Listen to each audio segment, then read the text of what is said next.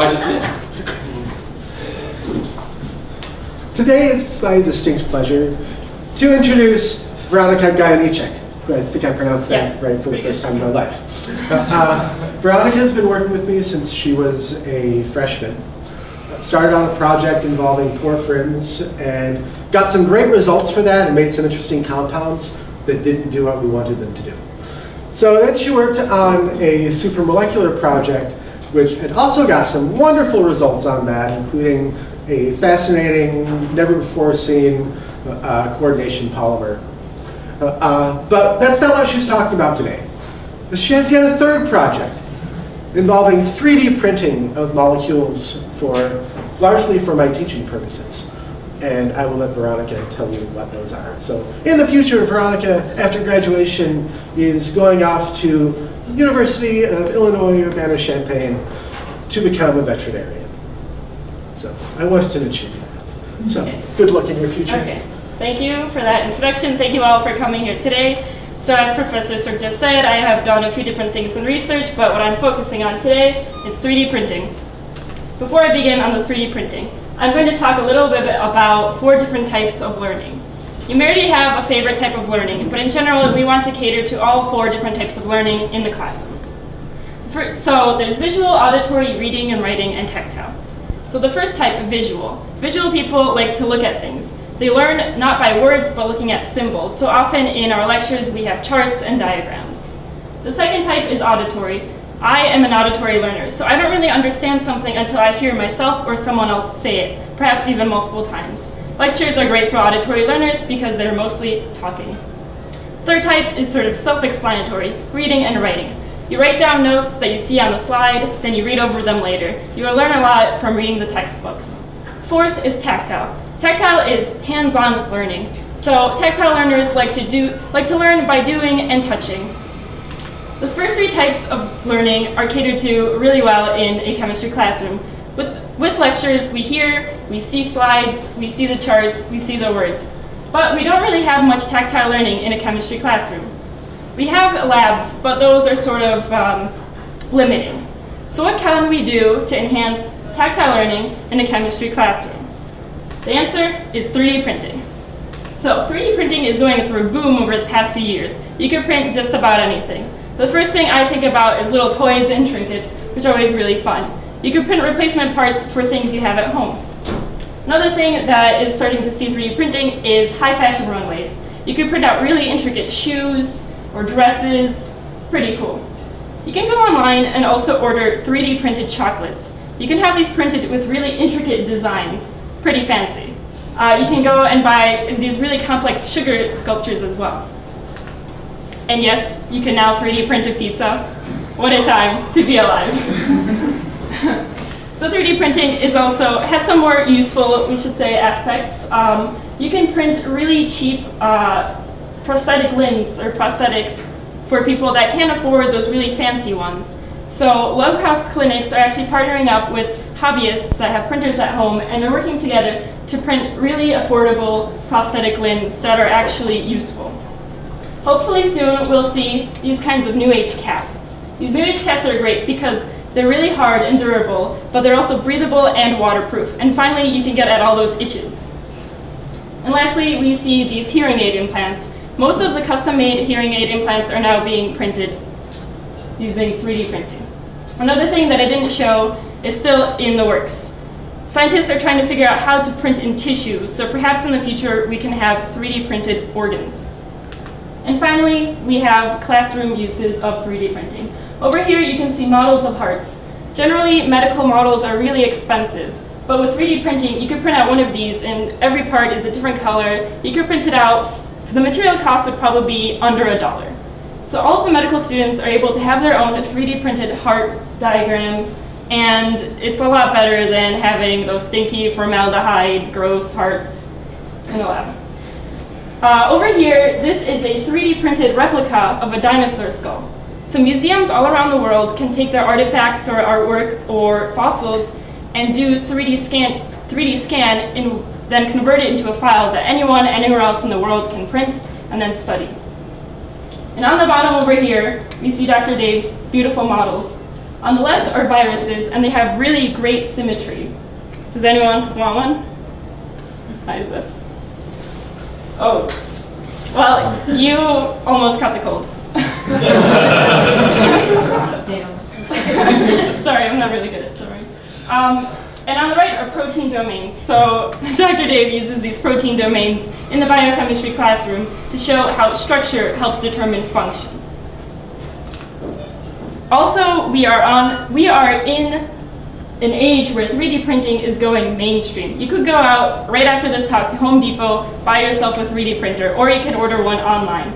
There's a lot of people with 3D printers in their garages, on their countertops, all around the world that are creating models. You could go on Thingiverse.com, which is a collection of all these models that people are making. So you could go online right after this talk, download a model, print it out within half an hour, or start printing it within half an hour.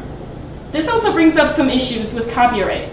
Since a person can download and since a person can share anything they want on this website, there's issues such as if you bought a figurine of, say, a dragon in a store, and you scanned it and you made it into a 3D model and then someone printed it, is this breaking some sort of copyright laws that the manufacturer of the original figurine had made? Also, if you make a model and someone takes it and then tinkers with it and adds on some features, is that now their model, or do they have to say who made the original model in the first place? Just a thing to think about. So, we see all these different examples of 3D printing, but how exactly does it work? There's two different types of 3D printing. The first is subtractive manufacturing. This has been in the industry for a very long time now. Subtractive manufacturing is essentially where you take a big block of wood or plastic or metal and you carve into it. The bad thing is it creates a lot of waste. Up to 90% of the original block could be garbage at the end of this process. The machines used are much larger and more expensive. It's harder to learn the technology and how to use it, but since it's been going on for years, the technology is pretty stable. Another thing that you can't do with subtractive manufacturing is you can't make hollow items. And you can't really make ones with very tiny little intricate parts as easily. Subtractive manufacturing is great for mass production because it is really fast since it's been going on for a really long time. So the other type of manufacturing is additive manufacturing. This is where you start off with nothing and build something layer by layer. Subtractive manufacturing is great because, additive manufacturing is great because you don't produce a lot of waste. You can use smaller machines and they could be really affordable. So we have these tabletop printers that anyone can afford. The software is easier to learn, except it's much newer. So there's a lot of tinkering and problem solving with the software. Currently this process is slower, but ideally as time goes on is going to be faster. What's great is you can get really intricate details and you can make hollow models which also save on materials. There's a few different types of printing, as you saw with all the different materials. For instance, this was made out of powdered metal. So the powdered metal gets heated really hot until it forms a solid. There's also photopolymerization, in which a laser shines down a liquid resin and the liquid resin hardens. And finally, there's plastic deposition, which is what we see in our printers that we use, like the one we have at school. So in fused deposition modeling, plastic filament gets fed in through the rotating motors and gets heated up in the heated nozzle. The heated nozzle melts the plastic at about 230 degrees Celsius. The plastic then comes out in a very thin and constant stream. The build platform we see over here actually starts off at the very top it starts out right under the tip of the nozzle at the beginning of the print. Since this is printed layer by layer, the build platform moves down, in our printer 0.27 millimeters for each layer, as the nozzle moves around side to side. So this is our printer. Our MakerBot Replicator first generation printer. This is the heated build platform, which is currently on the bottom since it's not printing anything. And here are the extruders, which are where the plastic comes out of. What you can't see on the back are the two spools of plastic. Our printer can print in PLA, which is polylactic acid, and it can also print in ABS, which is acrylonitrile butadiene styrene. And they're two different types of plastics that are pretty inflexible and pretty durable. So you might be thinking, how can I get my own molecule printing? It looks like a little bit of a complicated process, but once you do it 2 or 3 times, you'll be an expert. So the first problem is, how do I get a model? You can go to Thingiverse, download something that someone's already made, or you can make it yourself. You can make it yourself using free software such as SketchUp or Autodesk 123D. These are programs that you download for free. Another program that I like to use is Tinkercad, because you don't need to download anything. It's just all online. You can open it up on any computer, anywhere. It's a little bit different for printing molecules. So for molecules, we don't actually have to make them ourselves. We could, or we can just go online and get the atomic coordinates off a database. So the atomic coordinates just tell us where the atoms have to be, but it doesn't have a specific 3D structure. So you take the atomic coordinates, throw them into a program called VMD, or Visual Molecular Dynamics, which you have on the chem computers, and it converts the atomic coordinates into a 3D structure, such as this one. Okay, so we have an item and we want to print it. How do we tell the nozzles where to move? Well, so for example, we want to print this apple. We put the apple model into software, which slices it up into layers. So now every layer gets specific X and Y coordinates of where the nozzle should be while it's printing. For example, we're at the middle layer of an apple. So the computer with software would decide that the nozzle should go around the edges, around the middle, and then fill in the rest. So that's kind of how it works. We can see here in this water molecule, if you look closely, you can see all of the layers that are going to be printed. So in order to slice it and dice it, you need another program, which fortunately you can also get for free. Some great ones are Replicator G, Makerware, and Slicer. If you look at this on the bottom, you can see this sort of support structure. If you're printing something that is not flat on the bottom or has overhanging features, the software automatically provides you with this sort of support structure, as you can see here. The structure is pretty easy to peel off after you're done printing. A water molecule such as this, I would probably make about 15% infill. So infill is how hollow or solid you want it to be. The more infill, the more solid it is. The more infill also means that it takes longer to print, but it is more durable. A water molecule like this could take up to 2 hours to print, while a more complicated one such as this could take between 7 and 8 hours. So here we see a fast forward of this octopus being printed. If you look really closely, you can see the build platform moving down very slowly as each layer is added. You can see the extruders moving in X and Y directions, making the model. What you can't see on the inside is the structure. So if it's fairly hollow, you want it still to be strong. So what the printer does, it prints out in a sort of beehive shape for stability. It's pretty mesmerizing to look at it printing. Okay, so now we know how to make the models. How do we use them in the classroom? So you might be saying, but we already have models for chemistry. While these models are great, you can make small molecules, you can take them apart, make new ones all the time. There are some drawbacks. For example, I tried to make a porphyrin like this using a model kit, and it was pretty frustrating. It took a very long time, and the bad thing is that the angles were not correct. The model kept moving back, changing conformation, and at the end of it, someone had to use the model kit, so it just got dismembered anyway. While printing may seem like it takes a really long time, the actual amount of work you put in is not that much. You just have to throw it in the computer, it does most of the work for you, put it in a memory card, pop it into the printer, set it, and forget it, and then come back a few hours later and take your molecule.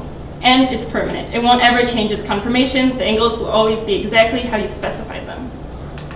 So why is this good? Well, as the general chemistry classroom learned, water is not always exactly 104.5 degrees. The bonds between the angles actually vary. So in nature, they can be anywhere between 100 to 110. So we got these coordinates for these molecules from neutron diffraction data. So these are actual molecules that were looked at in the lab, and we got a few different types of angles. Printed these out and then gave them to the class, and they used this as an activity to learn that angles are not always exactly how they are in the books, and they also learned about standard deviation. So the models were also used in the inorganic classroom. The inorganic classroom was learning about symmetry. So first they learned a few different symmetry operations. I'm only going to go through the first three. Identity operation is just you do nothing to the atom. Every single molecule has a symmetry operation. Next is inversion. So you take a molecule and you find its inversion center, which is directly in the center of the molecule. Then you take each atom and move it across the inversion plane to a place equidistant from where you started. You do this to all of the atoms, and essentially what you end up with is a molecule that looks exactly the same. And finally, there's reflection. So reflection is sort of like a mirror. You split the model, you can look at your, if you have any, you can look at your models and see for yourself. Figure out how you can split the water molecule in half so that you get two identical halves. Okay, so there are two ways you could split a water molecule in half. You can either have a reflection plane here or here. So there's a few other symmetry operations that the class learned about. For example, they had a piece of paper, it had phosgene as an example. Now you may look at it and figure out that it looks pretty similar to water. It's flat. It has the same symmetry operations. But then you get something like ammonia. And for those of you who have not taken chemistry class, or try remembering back before you took a chemistry class and you saw something like this, what is going on with this structure? If you can't visualize it 3D in your head, that's kind of bad for you. But if you...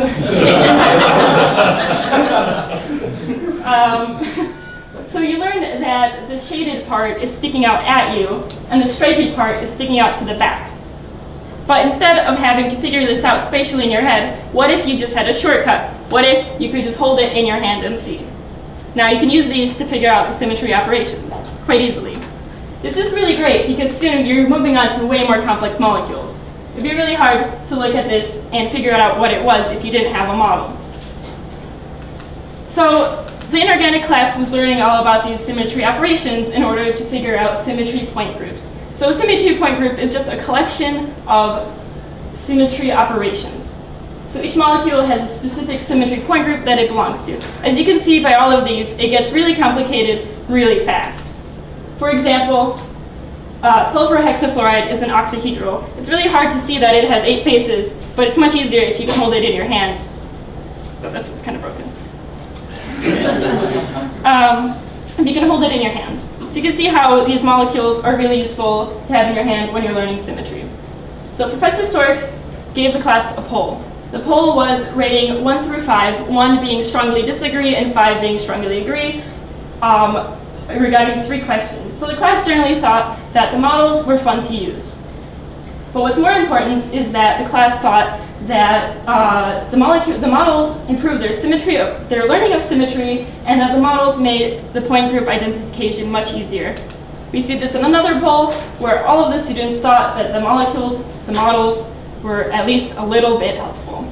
Some anecdotal evidence that supports this data is that this year's class, as Professor Stork said, did really well on the symmetry point group identification parts on the exam. Says that this class got almost all of them right and has been doing much better in the symmetry operations than classes previously. So we know that the models are useful in the chemistry classroom. But what else are they good for? Now I'm going to move on to something a little bit different. I'm going to talk very, very briefly about research I did 2 summers ago. So we're looking at chemicals that are useful in photodynamic therapy. So photodynamic therapy is used to treat malignant skin cancers and wet macular degeneration. Quite simply, this therapy works by injecting a chemical under the skin and then shining a laser at it. Only when the laser shines at the chemical does it get activated. When it gets activated, it produces singlet oxygen. All you need to know about singlet oxygen is that it kills tumors. So we were looking at porphyrins. Porphyrins are just heterocyclic structures. There's porphyrins all around in nature. Example of a porphyrin is heme in your blood. Heme has a similar structure to this, and the center of it that is open is really good for helping carry oxygen in the blood. So we're looking at porphyrins, which are really good at producing singlet oxygen, which is the thing that kills tumors. But the bad thing about them is they need a high energy light in order to get excited, or to produce the singlet oxygen. We also looked at subphthalocyanines, or sub-PC. Sub-PC does not produce as much singlet oxygen, but it gets excited by a lower energy. What's good about being excited by a lower energy is that you can put the chemicals into a tissue that is deeper in the skin, and we can reach further into the tissue. So what we ended up doing is try to create compounds mixing different types of porphyrins and sub-PCs. So why did I bring this up? Well, porphyrins are a little bit complicated, and they have different conformations. The more we know about the structure and conformation of porphyrins, the better we can understand and get a deeper appreciation of how they work. So I got this picture from a journal. It shows different conformations of a porphyrin. They're showing the white dots and the black dots on different median planes. So essentially what that means, if the middle of the molecule is the median plane, the black dots would be above it, and the white dots would be under it. I don't know how well you guys are at spatial reasoning and visualizing this in your heads, but it might be a little bit difficult. But once again, wouldn't it be so much easier if you could just hold it in your hand? Quite proud of these molecules. So, there's a few outstanding challenges to what I've been working on. For example, speed and durability.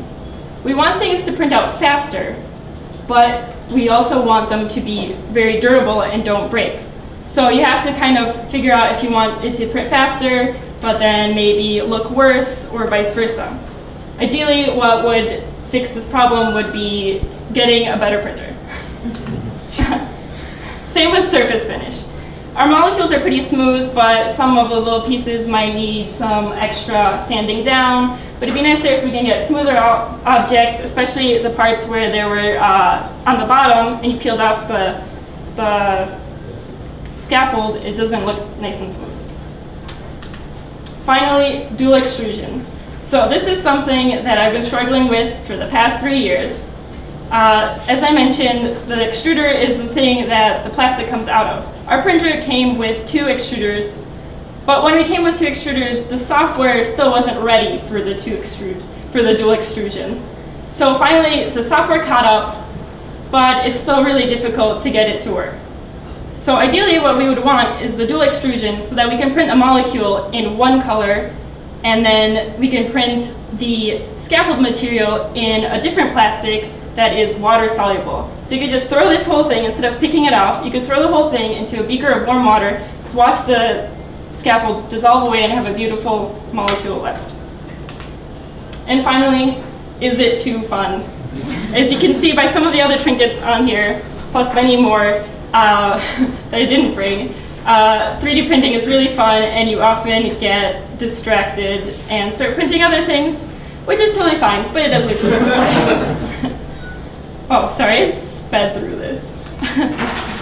Well, I'd like to thank Lawrence University and the Monticello Foundation for providing grants and allowing me to do research.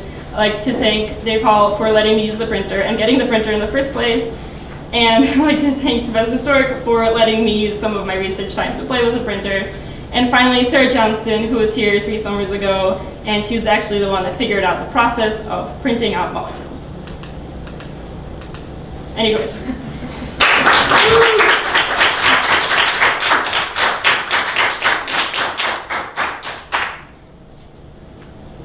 Ari.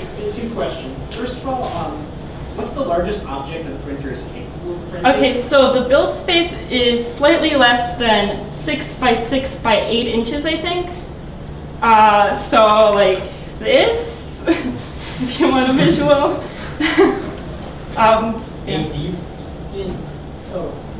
Yeah, I think that the top, like up and down, is about 8 or 9 inches, and then like 6 on either side. Yeah. Okay, so my second question was: does it only work with a certain type of plastic? This printer? Yeah, well, you buy these spools of the filament. I didn't bring them here, but it's kind of like a spool of thread, except it's plastic and thicker. So whatever, I mean, our printer uses whatever ones are available in the market, which is the ABS and PLA and the water-soluble one. So there's different kinds available that the single printer can use. You don't have to buy, like, it's not like, a regular printer where you have to buy the specific ink cartridges. That's like, No. okay, No. that's good. Yeah, so all the filaments should work with all of the models of the printers. Nathaniel? Do you know, like, how low would you predict the cost on these printers, especially going to get, like, an educational setting? Well, currently I think you can go and buy a pretty small one for like $500. I think when we bought this one it was around 2,000, is that correct? But now it's probably much cheaper. Within the past few years there's been a lot of improvements, and now they're on the 5th generation of printers. So, yeah. But they are getting much cheaper. Yes. So the software that you use to determine some of the structures that are at an equilibrium, the molecular dynamics or the quantum mechanical calculations, do the freeware websites have like software files that you can download just specifically for 3D printing, like orbitals or like functional theory calculations? Generally, I wouldn't think so. For molecules, we use VMD, which is on the chemistry computers. I don't know where you get that from, if you can just download it online. You can? Okay, so you can. I've never used it for anything other than getting atomic coordinates into a 3D structure. Maybe. I would have no idea about that. Yes? Do you think this is automatable? Right? So in the future, are we just going to be able to build a structure on Gaussian and push a button and it just spits right to the printer and prints it out? How far are we away? I used to do this for a project instead. Well, I think for molecules it might be slightly different because there's that extra step. But I know for regular models, if you just go and download the file, you can open it up in Makerware and have it so as soon as it's done making the code, it's hooked up to the printer and automatically starts printing it. Okay. It's not crazy to think that someone will figure out how to just go straight from Gaussian straight to Results. It's possible. Liz? What's the difference between the plastics? Like, do you use them for different things? So ABS is, well, they're both pretty similar. They're both really rigid. PLA, which is usually it can be made in translucent colors. I guess that's the biggest difference I've noticed. So ABS is only solid colors, whereas PLA is translucent, such as this. There's different translucent colors, and in general, I think it's more it's harder, but more like less bendy, so like more fragile. But in general, with the molecules, pretty much the same. Come to the start. How did you get the porphyrins to look so pretty? How did I get these? Well, I printed them out and took off the scaffolding very, very carefully, and even using these like tiny tweezers. And I sanded it down with fine sandpaper, and then I painted it using scraps, like from the scaffolding of other things we've printed. I melted the scraps in acetone, and painted each atom a different color. Alice. So the extruder is heated to so a hot enough temperature that it gets it to completely melt, or is it like right on the cusp of plastic, such that once it comes out of the extruder, it is in its melted form? Yes, it's just like pretty much just right on the cusp of where it's melted. But if it comes out of the printer, it does come out in like a really thin thread, and the nozzle sort of presses it down flat against the previous layer, and it dries. It solidifies really quickly. Do you have to adjust the temperature of the extruder depending on which plastic you're using? You could.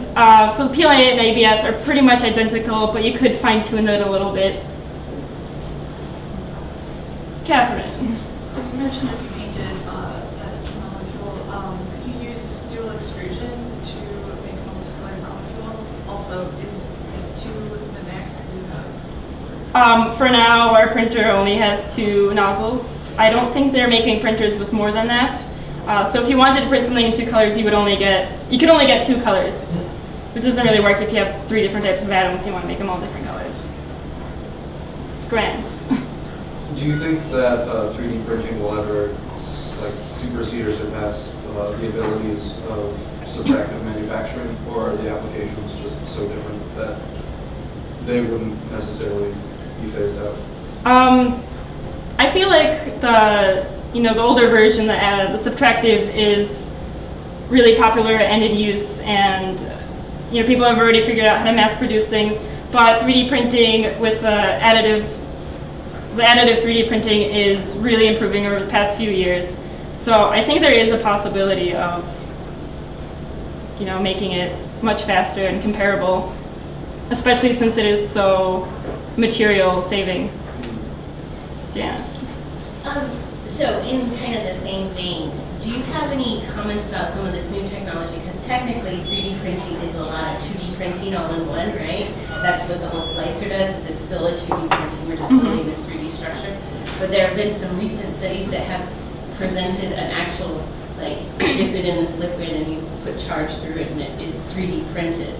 And it is directly printed as a 3D structure. Do you have any comments on what will happen if that actually works to this, or if you think that institutions like ours will continue to do this, or? Well, I don't really, I'm not really familiar with that type yet, but I do know that there's a mixture of subtractive and additive. So they're using both techniques in one machine, essentially.